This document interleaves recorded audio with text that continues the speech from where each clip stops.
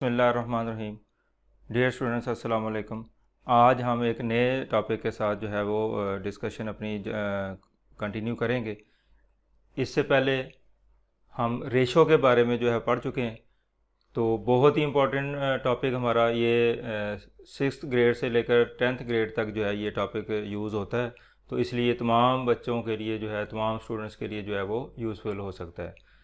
तो इससे पहले हम रेशो के बारे में पढ़ चुके हैं कि व्हाट इज़ रेशो।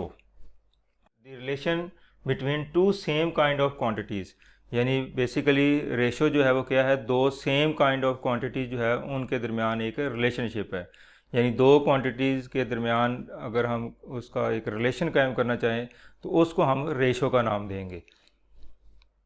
अब रेशो जो है उसको रिप्रेजेंट कैसे किया जाता है ये भी हम पहले डिस्कस कर चुके हैं, लेकिन यहाँ पे आपका नॉलेज थोड़ा सा रिफ्रेश करने की कोशिश कर रहा हूँ ताकि हम नेक्स्ट टॉपिक की तरफ जो है वो बढ़ सके। If a and b are two quantities, यानी ए और बी जो है फॉर एग्जांपल हमारे पास दो क्वांटिटीज़ हैं, तो उनके दरमियान रेशो जो है उसको हम किस तरह शो कर सकते हैं। ए रेशो बी इस फॉर्म में लिख सकते हैं, या ए ओवर बी डिवीजन की फॉर्म में इसको लिख सकते हैं। यानी बेसिकली रेशो क्या है कि दो क्वांटिटीज़ के दरमियान एक रिलेशन है, लेकिन कंडीशन क्या है कि वो क्वांटिटी सेम काइंड की होनी चाहिए। पिछले लेक्चर में भी आपको मैंने बताया था कि सेम काइंड से मुराद ये कि उनका यूनिट सेम हो। तो अगर यूनिट सेम होगा तो फिर ही उनके दरमियान रेशो जो है हम कायम कर सकेंगे। अदरवाइज़ जो डिफरेंट क्वांटिटीज़ हैं उनके दरमियान रेशो जो है वो नहीं लिखी जा सकती, बनाई जा सकती। तो इसकी रिप्रेजेंटेशन जो है वो भी आपको बता दी कि इस फॉर्म में लिख सकते हैं इसको, या इस फॉर्म में लिख सकते हैं। तो ये इसके एलिमेंट्स कहलाते हैं। ए इसका फर्स्ट एलिमेंट है और बी इसका सेकंड एलिमेंट है। तो इसको फर्स्ट एलिमेंट को, जैसे कि पिछले लेक्चर में मैंने बताया था, एंटीसीडेंट कहते हैं, और जो सेकंड एलिमेंट होता है उसको कॉन्सिक्वेंट का नाम देते हैं। तो ये फर्स्ट और सेकंड एलिमेंट के एक स्पेसिफिक नेम है जो पिछले लेक्चर में डिटेल से मैं बता चुका हूँ। अगर आपको इसमें कोई प्रॉब्लम हो तो आप पिछली लेक्चर जो है वो मेरा सुन सकते हैं, उस डिस्क्रिप्शन में या आई बटन जो है उसमें इसका लिंक दिया हुआ है। अब रेशो के लिहाज से जो एक इम्पॉर्टेंट बात थी वो क्या थी कि इनका जो एलिमेंट्स का आर्डर है वो इम्पॉर्टेंट होता है। यानी हम आर्डर जो है उसको चेंज नहीं कर सकते कि ए रेशो बी को हम बी रेशो जो है वो ए नहीं लिख सकते। यानी ए रेशो बी और बी रेशो ए जो है वो टोटली डिफरेंट जो है वो रेशो होंगे, ये इक्वल नहीं होती। तो इसका मतलब ये कि किसी भी रेशो में जो एलिमेंट्स की तरतीब है उसको हम चेंज नहीं कर सकते। जैसे 3:2 है तो इसको 2:3 नहीं लिख सकते। अगर लिखेंगे तो ये टोटली डिफरेंट रेशो होगी एक दूसरे के लिहाज से। तो इस लिहाज से ये एक अहम बात है कि रेशो में एलिमेंट्स की तरतीब को चेंज नहीं किया जा सकता। तो ये एक इम्पॉर्टेंट बात है। दूसरी आपको बात बताई थी कि रेशो हैज़ नो यूनिट, कि चूँकि ये सेम क्वांटिटीज़ के दरमियान एक रिलेशन होता है तो इसलिए इसका कोई यूनिट नहीं होता। तो ये कुछ इम्पोर्टेंट बातें जो पिछले लेक्चर में हम पढ़ चुके हैं रेशो के हवाले से, तो वो थोड़ा सा मैंने आपका नॉलेज रिफ़्रेश कर दिया। अब इन्हीं को बेस बना के यही चीज़ें आगे यूज़ होंगी। तो अब एक नया कंसेप्ट जो है वो हम पढ़ने जा रहे हैं, प्रोपोर्शन। What is proportion? अब प्रोपोर्शन क्या होती है, इसको देखते हैं। प्रोपोर्शन इज़ ए स्टेटमेंट, कि प्रोपोर्शन जो है वो एक ऐसी स्टेटमेंट होती है which is expressed as an equivalence of two ratios, जिसमें दो रेशो को इक्वलिटी के तौर पर हम लिखते हैं, यानी इक्वल लिखते हैं, या इक्वलेंस का उसमें एक कंसेप्ट आता है। यानी अब इसको मैं सिंपल वे में आपको इस तरह एक्सप्लेन करूँगा कि अगर दो रेशो जो है वो इक्वल हों तो हम कहेंगे कि ये दोनों रेशो प्रोपोर्शन में है। यानी दो क्वांटिटीज़ के दरमियान अगर रेशो, इसी तरह दूसरी दो क्वांटिटीज़ के दरमियान रेशो इक्वल हो तो फिर वो दोनों रेशो जो है वो हम प्रोपोर्शन में उसका नाम देंगे कि ये प्रोपोर्शन में। अभी मैं इसकी एग्जांपल भी आपको देता हूँ तो उससे मैं एक्सप्लेन करता हूँ। अब इसकी रिप्रेजेंटेशन है कि हम इसको कैसे शो कर सकते हैं। If two ratio a and b and c ratio D, यानी ए और बी के दरमियान रेशो और सी और डी के दरमियान जो रेशो है वो आर इक्वल, के वो इक्वल है, देन वी कैन राइट। तो हम फिर प्रोपोर्शन को कैसे लिखेंगे? A ratio B is equal to C ratio D, यानी ए और बी के रेशो और सी और डी की रेशो अगर इक्वल है तो हम इसके दरमियान इक्वलिटी का साइन यूज़ कर सकते हैं। तो यही बात की गई थी कि express as a equivalence of two ratio, के दो रेशो के इक्वलेंस के तौर पर अगर लिख दिया जाए तो फिर हम उसको प्रोपोर्शन कहते हैं। तो आप देखेंगे इस ये रेशो और ये रेशो इक्वल है तो हमने इसको इक्वलेंस के तौर पर लिख दिया है इक्वालिटी के तौर पर लिख दिया तो इट मीन्स कि ये रेशो और ये रेशो आपस में क्या होंगी, प्रोपोर्शन में होंगी। अभी मैं इसकी एक्सप्लेन करता हूँ एक एग्जांपल से।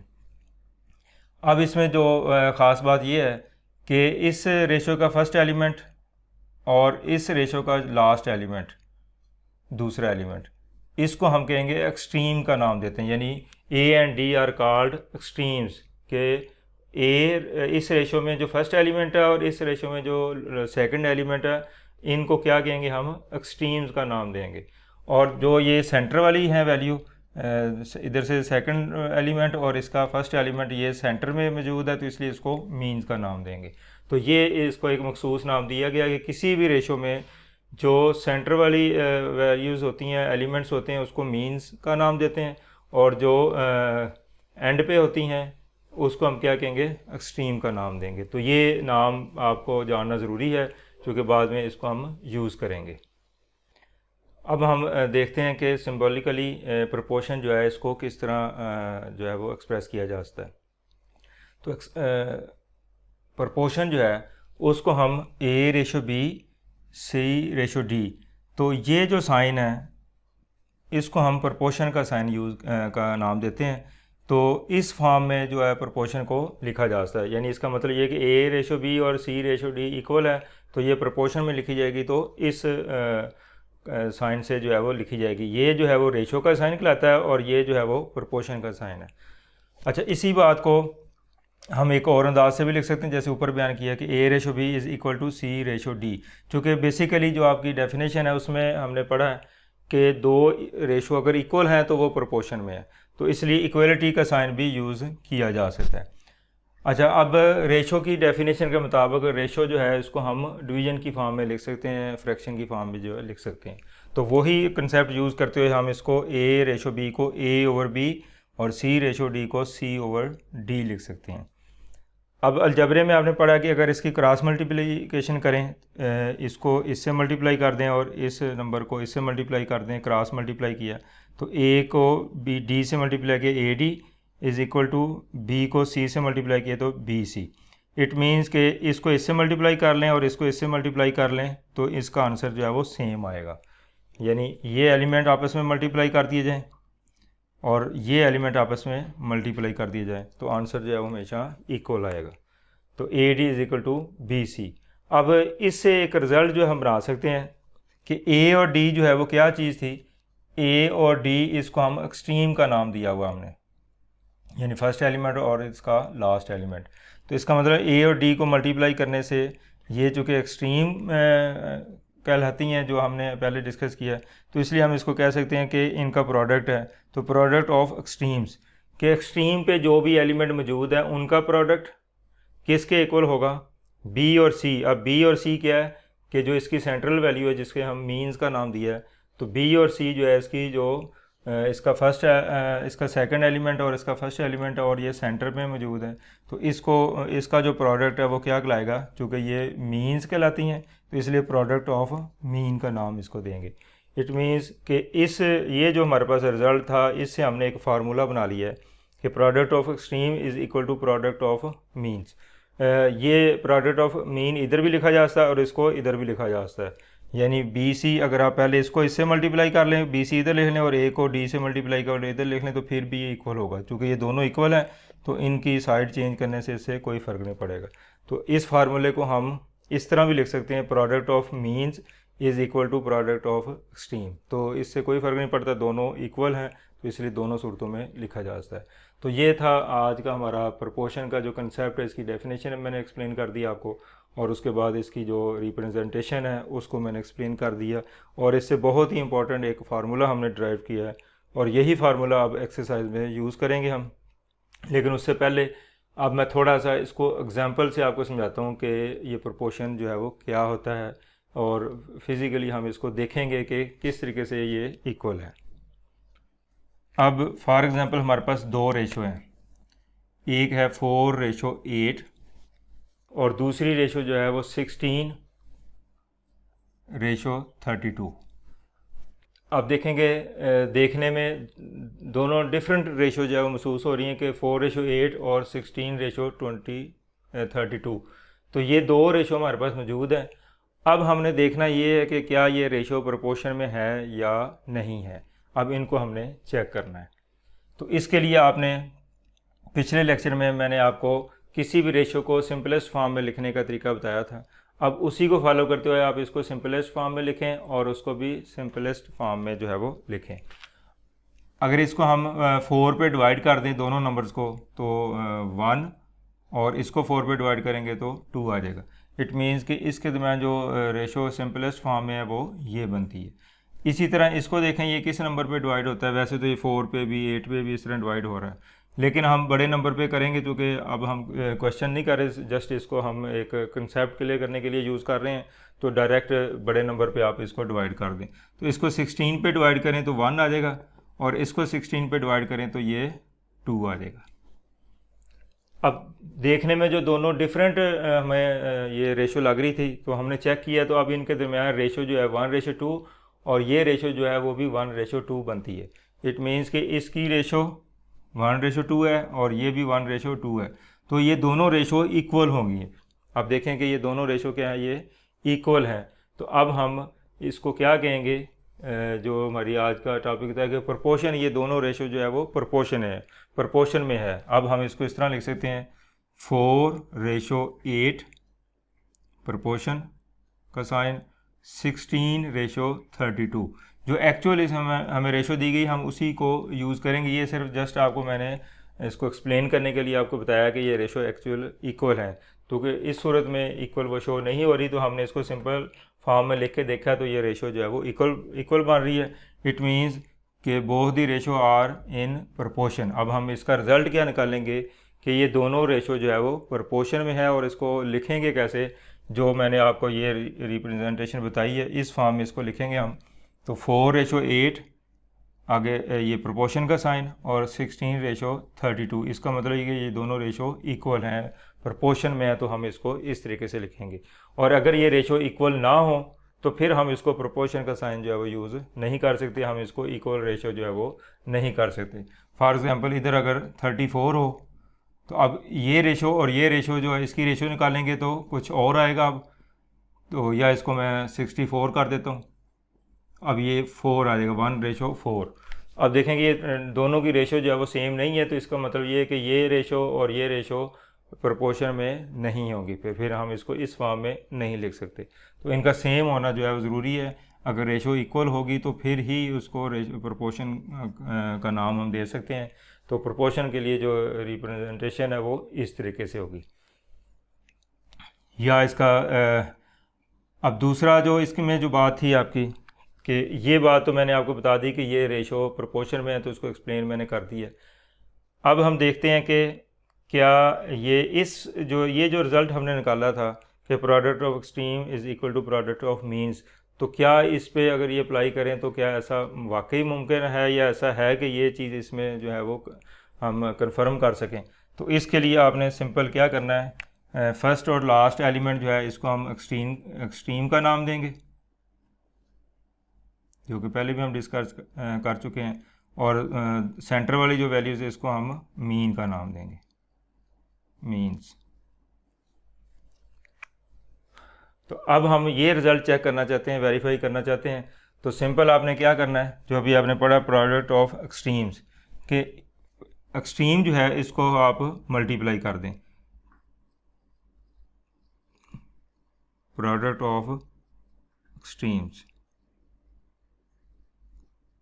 अब एक्सट्रीम की वैल्यूज़ कौन सी है, 4 और 32, और 4 और 32 को आपने मल्टीप्लाई करना है तो ये 128 आ जाएगा।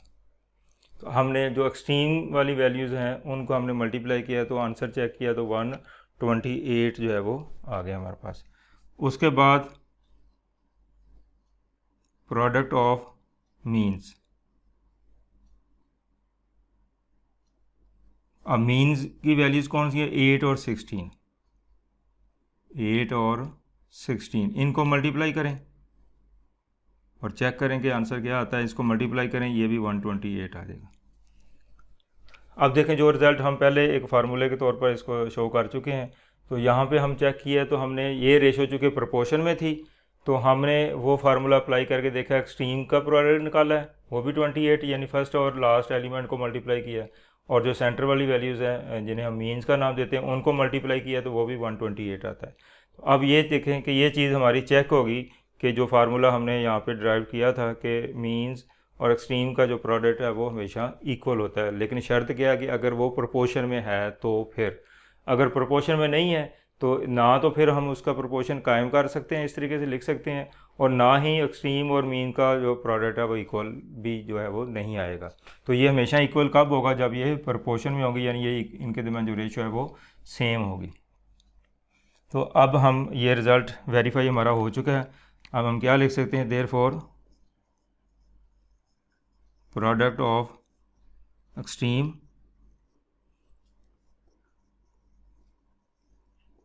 Product of means. तो ये रिज़ल्ट हमारा वेरीफाई हो गया। अब मैंने आपको जो प्रोपोर्शन की डेफिनेशन है उसको भी वेरीफाई करके दिखा दिया कि किस तरीके से हमने दो डिफरेंट रेशो जो बाज़ार नज़र आ रही हैं फिर उनको सिंप्लीफाई किया, उसको सिंपल फॉर्म में लिखा है, तो एक्चुअल वो रेशो इक्वल है। तो ये अगर ये रेशो इक्वल है तो फिर हम इसको प्रोपोर्शन की फॉर्म में लिख सकते हैं। तो ये मैंने प्रोपोर्शन की फॉर्म में आपको लिख दिया, यानी डेफिनेशन के मुताबिक ये चीज़ मैंने आपको बना के दिखा दी, या ये चीज़ आपको बना के दिखा दी। इसमें इक्वलिटी का साइन भी यूज़ किया जा सकता है। अब दूसरा जो रिज़ल्ट था कि ये प्रोडक्ट ऑफ मीन और प्रोडक्ट ऑफ एक्सट्रीम, उसको हमने चेक किया तो वो भी इक्वल आए हैं, तो ये फार्मूला भी वेरीफाई हो गया। अगर आप पहले प्रोडक्ट ऑफ मीन लिख लें और बाद में प्रोडक्ट ऑफ एक्सट्रीम लिख लें, चूँकि ये इक्वल है तो जो मर्ज़ी पहले जो है वो लिखा जा सकता है। जैसे x is equal to y तो y is equal to x, अब x y के इक्वल है तो इट मीन्स y x के इक्वल होगा। तो वो इस तरह से इसको चेंज करने से कोई इफेक्ट नहीं होगा उस पर। अब मैंने एक एग्जांपल दी आपको जिसमें मैंने रेशो इक्वल है तो उसको प्रोपोर्शन में लिख के दिखाया, फिर ये फार्मूला वेरीफाई किया। अब मैं एक एग्जांपल और देता हूँ ताकि ये आज का जो आपका कंसेप्ट हो बिल्कुल क्लियर हो जाए और आप अच्छी तरीके से इसको अंडरस्टैंड कर सकें, क्योंकि ये बेसिक कंसेप्ट है। ये 6th क्लास से लेकर 10th क्लास तक कहीं ना कहीं इसका जिक्र आता है, छोटी क्लासेस में भी इसका एक चैप्टर होता है, और ये 10th क्लास में भी इसका प्रोपोर्शन का एक चैप्टर हमारे पास मौजूद है, तो जिसमें ये वाला रिज़ल्ट बहुत ज़्यादा यूज़ होता है, प्रोपोर्शन का कंसेप्ट यूज़ होता है। तो इसलिए इन चीज़ों के बारे में जानना जो है वो स्कूल लेवल पे हर स्टूडेंट के लिए ज़रूरी है। तो इसलिए आज की जो मेरा लेक्चर है या ये वीडियो है वो तमाम स्टूडेंट्स जो छोटी क्लासेस के हैं या मैट्रिक लेवल के हैं वो इसको यूज़ कर सकते हैं। तो ये कंसेप्ट अगर बड़ी क्लासों में यूज़ हो सकता है तो वहाँ पे भी हम इसको इसी तरह यूज़ कर सकते हैं। अब मैं एक एग्जांपल और ले रहा हूँ इसमें 3:9, 3:9, ये एक मैंने इसमें रेशो ले ली है, और एक रेशो जो है वो और हम लिखेंगे और फिर देखेंगे कि ये दोनों इक्वल हैं या नहीं है।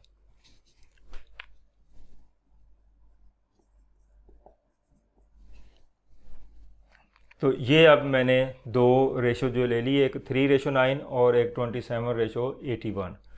अब हमने चेक करना है कि क्या ये दोनों रेशो इक्वल हैं। अगर इक्वल हैं तो फिर इसको प्रोपोर्शन में कैसे लिखा जा सकता है। अब 3:9 अगर इसको सिंपल फॉर्म में कन्वर्ट करें तो दोनों नंबर जो है वो 3 पे डिवाइड हो जाते हैं। तो बड़े से बड़े नंबर पे आप एक ही दफ़ा डिवाइड कर लें इसको, या छोटे छोटे नंबर पर भी डिवाइड करके वो सिंपल फॉर्म में इसको लिखा जा सकता है। अब 3 को 3 पे डिवाइड करें 1 आ जाएगा, और 9 को 3 पे डिवाइड करें तो 3 आ जाएगा।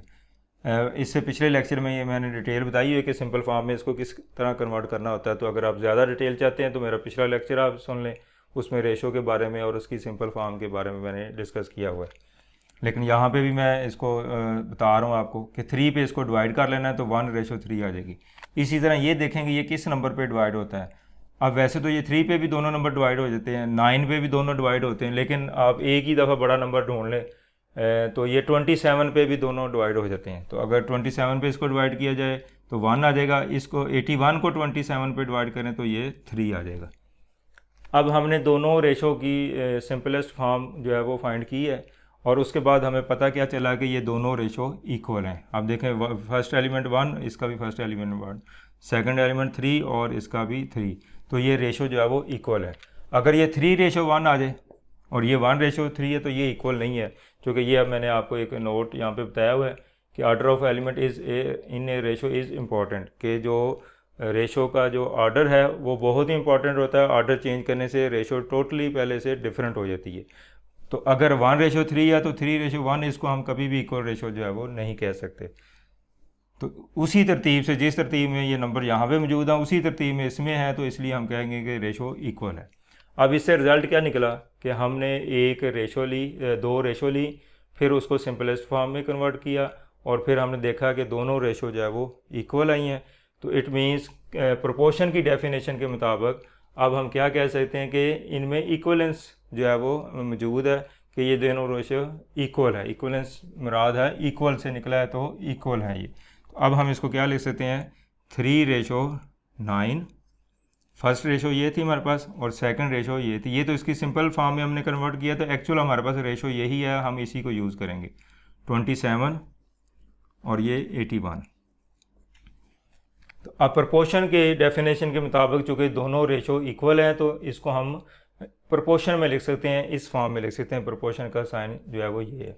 तो अब फिर वही बात जो आपको एक्सट्रीम और मीन का कंसेप्ट दिया था, अब यहाँ पे मैंने आपको प्रोपोर्शन की डेफिनेशन के मुताबिक ये कंफर्म करवा दिया है कि ये रेशो वाकई ही इक्वल है। इसको चेक किया और इसको प्रोपोर्शन में लिखा जा सकता है।